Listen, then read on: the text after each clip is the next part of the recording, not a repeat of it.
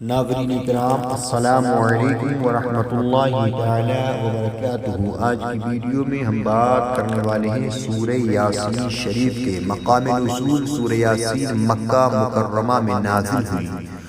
رکوع اور آیات کی جو تعداد ہے اس میں 5 رکوع ہیں اور 83 آیتیں ہیں۔ یاسین نام رکھنے کی وجہ کیا ہے؟ یاسین حروف مقطعات میں سے ہیں اور چونکہ اس سورت کی پہلی آیت میں لفظ یاسین ہے، اس وجہ سے اس کا سورت کا نام سورہ یاسین رکھا گیا ہے۔ سورہ یاسین کے فضائل احادیث میں سورہ یاسین کے بہت فضائل بیان کیے گئے ہیں۔ ان میں 4 فضائل درج ذیل ہیں۔ حضرت انس بن مالک رضی اللہ تعالی عنہ سے روایت ہے کہ سرکار دو عالم صلی اللہ تعالی علیہ وسلم نے ارشاد فرمایا،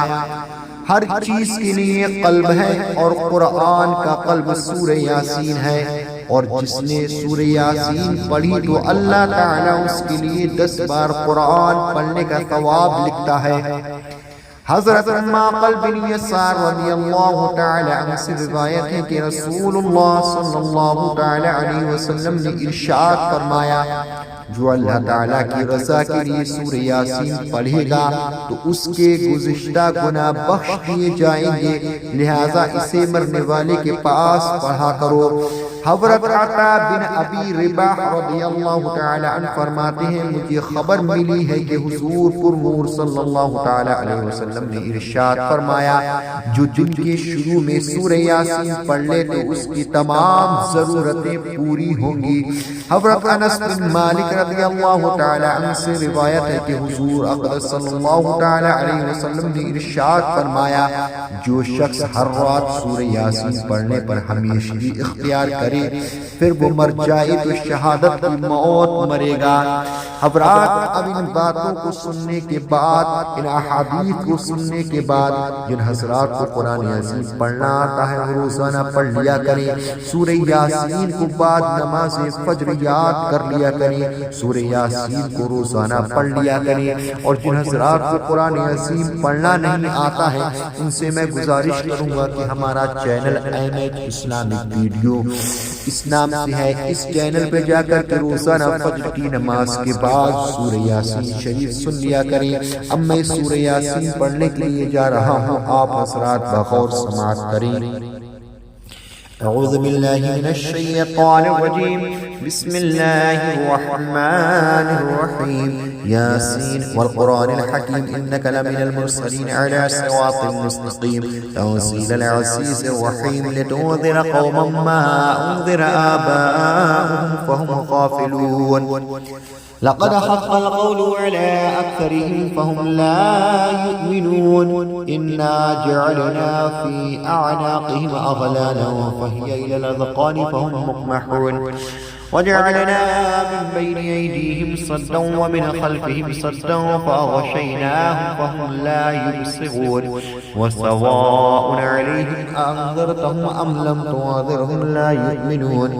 إنما تنذر من اتبع الذكر وخشي الرحمن بالغيب فبشره بمغفرة وأجر كريم إنا نحن نحيي الموتى ونكتب ما قدموا وآثارهم وكل شيء أحصيناه في إمام مبين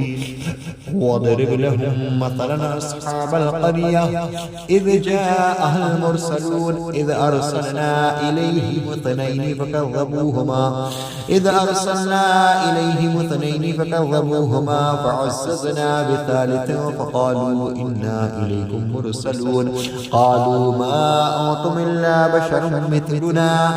وما أرسل الرحمن من شيء إن أنتم إلا تكذبون قالوا ربنا يعلم إنا إليكم لمرسلون وما علينا إلا البلاغ المبين قالوا إنا تطيرنا بكم لئن لم تنتهوا لنرجمنكم وليمسنكم منا عذاب أليم قالوا طائركم معكم أن ذكرتم بل أنتم قوم مسرفون وجاء من أقصى المدينة رجل يسعى قال يا قوم اتبعوا المرسلين اتبعوا من لا يسألكم أجرا وهم مهتدون فما لي لا أعبد الذي فطرني وإليه ترجعون أتخذ من دونه آلهة يردني الرحمن بضر لا تغني عني شفاعتهم شيئا ولا ينقذون إني إذا لفي ضلال مبين إني آمنت بربكم فاسمعون قيل ادخل الجنة قال يا ليت قومي يعلمون بما غفر لي ربي وجعلني من المقربين وما أرسلنا على قومه من بعده من جند من السماء وما كنا مرسلين إن كانت إلا صيحة واحدة فإذا هم خامدون يا حسرة على العباد ما يأتيهم من رسول إلا كانوا به يستهزئون ألم يروا كما هلكنا قبلهم من القرون أنهم إليهم لا يرجعون فإن كل لما جميع لدينا محضرون وآية لهم الأرض الميتة وحييناها وأخرجنا منها حبا فمنه يأكلون وجعلنا فيها جنات من نخيل وأعناب وفجرنا فيها من العيون ليأكلوا من ثمره وما عملت أيديهم فلا يشكرون سبحان الذي خلق الأزواج كلها مما تنبت الأرض ومن أنفسهم ومما لا يعلمون وآية لهم الليل نسلخ منه النهار فإذا هم مظلمون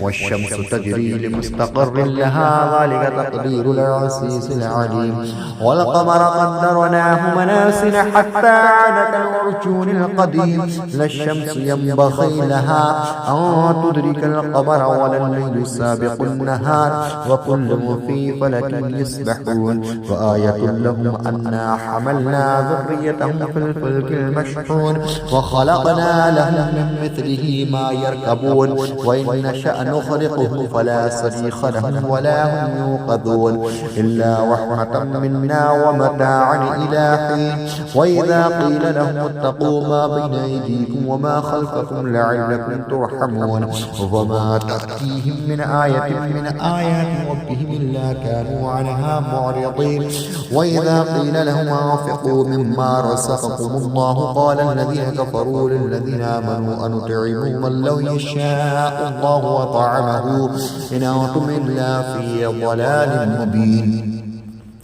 ويقولون متى هذا الوعد إن كنتم صادقين ما ينظرون إلا صيحة واحدة تأخذهم وهم يخصمون فلا يستطيعون توصية ولا إلى أهلهم يرجعون ونفخ في الصور فإذا هم من الأجداث إلى ربهم يوصلون قالوا يا ويلنا من بعثنا من مرقدنا هذا ما وعد الرحمن وصدق المرسلون إن كانت إلا صيحة واحدة فإذا هم جميع لدينا محضرون فاليوم لا تظلم نفس شيئا ولا تجزون إلا ما كنتم تعملون إن أصحاب الجنة اليوم في شغل فاكهون هم وأزواجهم في ظلال على الأرائك متكئون لهم فيها فاكهة ولهم ما يدعون سلام قولا من رب رحيم وامتازوا اليوم أيها المجرمون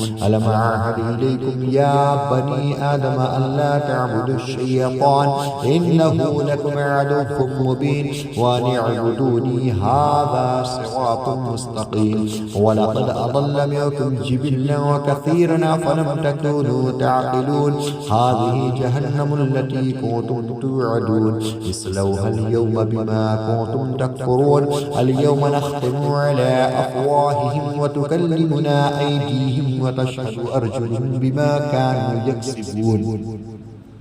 ولو نشاء لطمسنا على أعينهم فاستبقوا الصراط فأنى يبصرون ولو نشاء لمسخناهم على مكانتهم فما استطاعوا مضيا ولا يرجعون ومن نعمره ننكسه في الخلق أفلا يعقلون وما علمناه الشعر وما ينبغي له إن هو إلا ذكر وقرآن مبين لينذر ما كان حيا ويحق القول على الكافرين أفلم يروا أنا خلقنا لهم مما عملت أيدينا أنعاما فهم لها مالكون وظللناها لهم فمنها ركوبهم ومنها يأكلون فلهم فيها منافع ومشارب أفلا يشكرون واتخذوا من دون الله آلهة لعلهم ينصرون لا يستطيعون نصرهم وهم لهم جند محضرون فلا يحزنك قولهم إنا نعلم ما يسرون وما يعلنون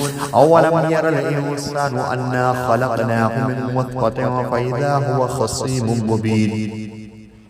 وضرب لنا مثلا ونسي خلقه قال من يحيي العظام وهي رميم قل يحييها الذي أنشأها أول مرة وهو بكل خلق عليم الذي جعل لكم من الشجر الأخضر نارا فإذا أنتم منه توقدون أوليس الذي خلق السماوات والأرض بقادر على أن يخلق مثلهم بلى وهو الخلاق العليم